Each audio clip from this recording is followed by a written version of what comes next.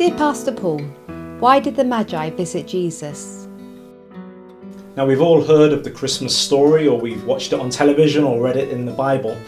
And in this Christmas story, we see these three wise men coming to Jesus, presenting him with gifts of gold, frankincense and myrrh. But have you ever asked, why would Babylonian astrologers travel all that distance to present gifts to a Jewish king? Because at the face of it, it doesn't really make any sense, does it?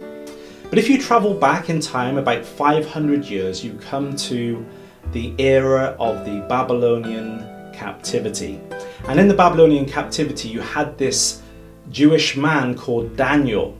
And he was taken into captivity into Babylon. And whilst he was there, he was actually exalted to the position of the head of the Babylonian astrologers, or the Magi. Whilst Daniel was in Babylon, he actually wrote a book, and this is the book that we call today the Book of Daniel.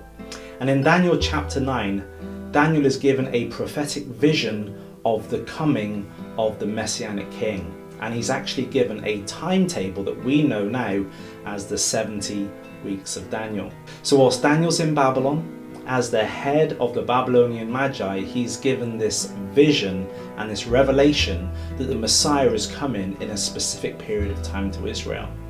So this is one reason why the Babylonian Magi may well have come to present gifts to this Jewish king.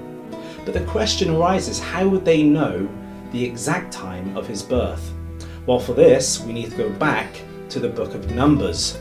And in the book of Numbers, if you remember, there was the king of Moab called Balak. And Balak hired Balaam, who was a prophet or a false prophet at that time, to come and curse the people of Israel. But every time Balaam opened his mouth to curse Israel, the Holy Spirit would leap upon him, and he began to bless Israel and began to prophesy once again about the coming Messiah and his kingdom. In one of his prophecies, Balaam, who was from Pithor in Babylonia, actually foresaw the coming of the Messiah and described it as a star rising up out of Israel. So when you connect these two Babylonian sources together, first of all the star, and secondly the 70 weeks of Daniel, we kind of get more of an understanding why these Babylonian Magi would see a star, follow it from the east all the way to Bethlehem, and come and present gifts to this new Jewish Messiah. Well, that's it for now.